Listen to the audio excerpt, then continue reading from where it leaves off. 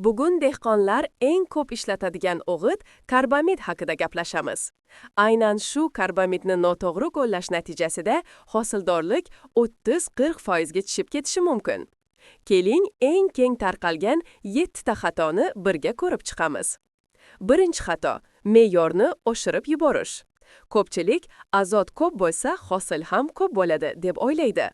Lekin karbamidni me'yoridan ortiq berish o'simlikni semirtiradi, barg ko'p, hosil kam. Yotib qolish poligoniyaga olib keladi. Nitrotin ko'payishiga sabab bo'ladi. Har bir ekin uchun o'z normasi bor. Masalan, g'alla, makkajo'xori, beda, sabzavotlar uchun alohida hisoblash kerak. Ikkinchi xato: quruq tuproqqa sug'orishsiz sepish. Karbamid tuproq yuzasiga yotib qolsa va ustidan suv berilmasa, ammiak havoga uchib ketadi. Siz bergan azotning katta qismi yo'qoladi. To'g'ri usul: karbamidni sepkash yoki sug'orish yoki yengil kultivatsiya bilan tuproqqa aralashtirish kerak. Uchinchi xato: issiq quyoshda bargga sepish. Ba'zi dehqonlar karbamidni barg orqali sepib, konsentratsiyani oshirib yuboradi. Yana kunduzi soat 12-3 oralig'ida sepadi. Natijada barg kuyishi, dog'lar, sarg'ayish, o'sishning to'xtashi. Barg orqali ishlatganda konsentratsiyani past saqlash, kechqurun yoki tongda sepish shart.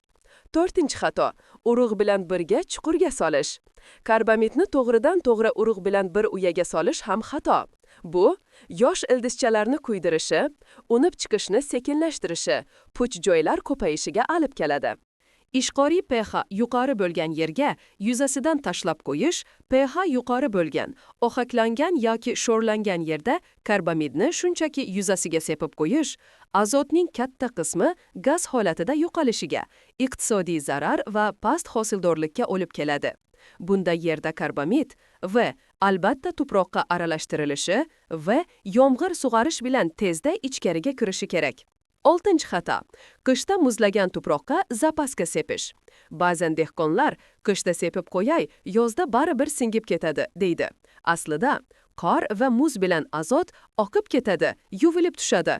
Siz to'lagan pul daryoga ketadi, hosilga emas.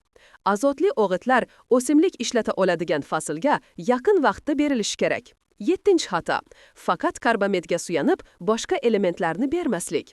Yana bir katta xato: faqat azot berib, fosfor, kaliy, oltin gugurt, mikroelementlarni e'tiborsiz qoldirish. Natijada o'simlik yashil lekin kasal bo'ladi, ildiz zaif, hosil sifati past, kasalliklarga tez chalinadi. To'g'ri yondashuv: karbamid faqat bir bo'lagi, yonida map, kaliy, seolar, mikroelementlar ham bo'lishi shart.